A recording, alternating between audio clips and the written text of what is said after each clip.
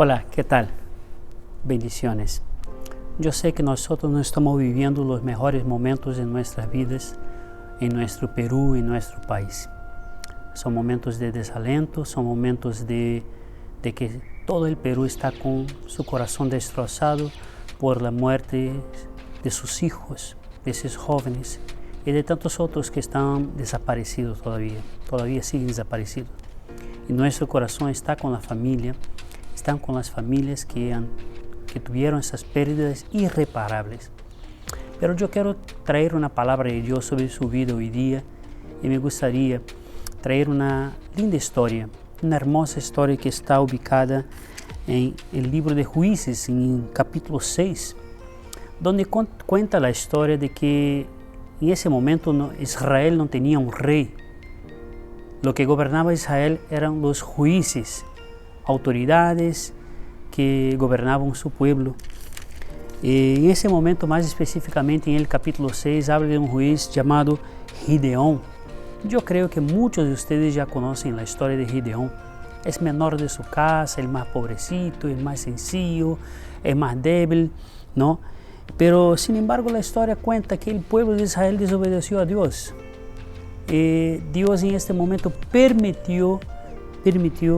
ha dado permiso que otros pueblos vinieran a Israel para les quitar su cosecha, las cosas que tendrían sembrado, ¿no?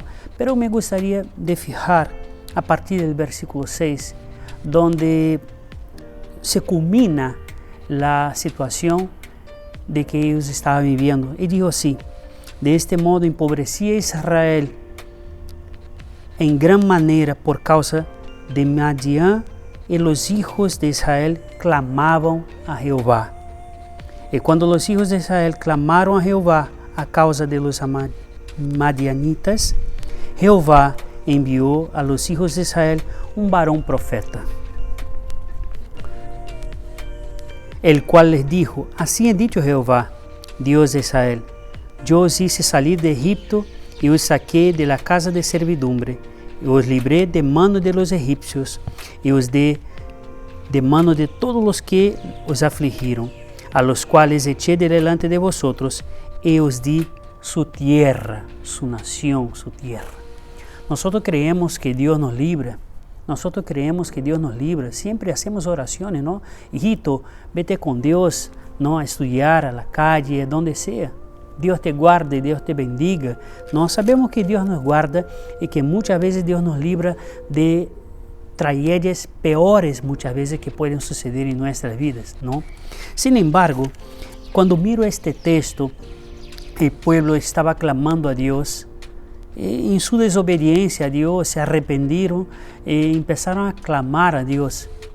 Y cuando clamaron a Dios, yo supongo que esperaban que Dios los librara de los madianitas, ¿no? De los hijos de Madián, que eran mucho más fuertes que ellos y que les robaba la comida, la cosecha.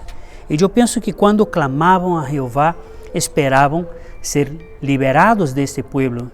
Quizás esperaban que Dios destruyera ese pueblo con su poder, así como hizo con otros pueblos. Sin embargo, esa historia es muy interesante, que Dios escucha el clamor del pueblo, escucha el clamor de su pueblo, pero no envía nadie para destruir estos ejércitos que están destruyendo la cosecha de Israel y haciendo con que Israel empobrezca. Dios no envió un ejército, Dios no envió grandes promesas o grandes hombres. Dios envió un varón como respuesta a su oración, a su clamor. Un varón profeta. Y ese varón profeta simplemente lo que profetiza. Mira, envió Jehová a los hijos de Israel un varón profeta. Y el varón profeta dijo: así ha dicho Jehová, Dios del ejército: yo os hice salir de Egipto y os saqué de la casa de servidumbre. Pensamos que Dios viniera para destruir ese ejército de madianitas que estaba destruyendo a Israel, su pueblo. Sin embargo, Dios, al revés de destruir ese pueblo, envía un profeta para hacer Israel acordar de los hechos que Dios ya tenía hecho en el pasado. O sea, este profeta vino para acordar al pueblo. Es el profeta que acorda, el profeta que recuerda los hechos sucedidos de las manos de Dios en el pasado, para traer aliento al corazón de esas personas hoy día que viven esa situación. Interesante que Dios no echó fuera el ejército, más bien Dios hizo este pueblo acordar de las bendiciones y del poder de Dios pasados. Es un profeta que vino a acordar de que Dios se mantiene fiel, aunque muchas veces nosotros no nos mantenemos fieles a su palabra. Ese profeta vino a nos recuerda que Dios se mantiene poderoso además de nuestra debilidad. Dios se mantiene sobre el control de todas las cosas, aunque parezca que el control de nuestras manos se fue y está todo un tremendo caos.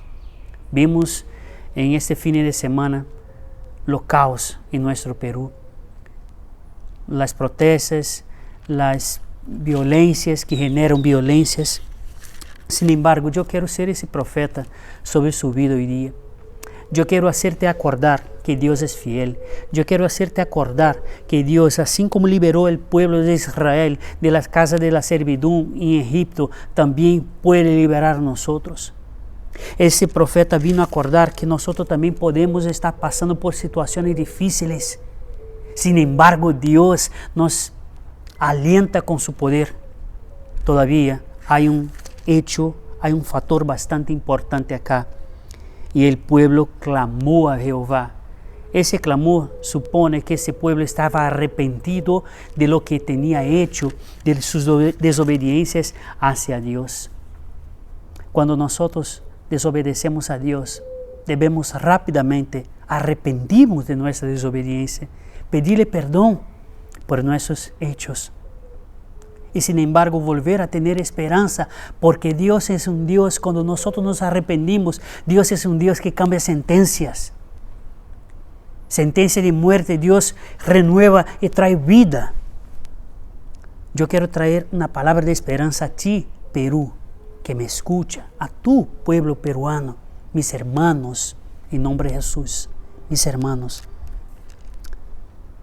La palabra de Dios nos acuerda que Él nos ama y que aunque tú no tengas visto, Dios te ha liberado de tantas cosas.